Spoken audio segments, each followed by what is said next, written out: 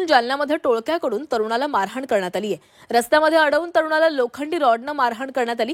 या मारहाणीमध्ये 25 वर्षीय तरुणाचा मृत्यू झालेला आहे। विकास लोंढे असं मृत्युमुखी पडलेल्या तरुणाचं नाव आहे।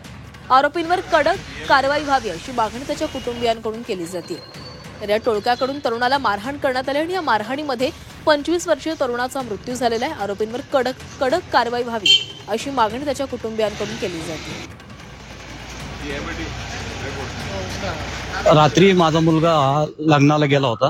लग्नावरून येत असताना काही मुलांनी त्याला माझ्या घराच्या म्हणजे बाजूलाच अडवलं आणि तिथं त्याला शिवीगाळ करत होते, मागट्या म्हणून, तुले माजला म्हणून।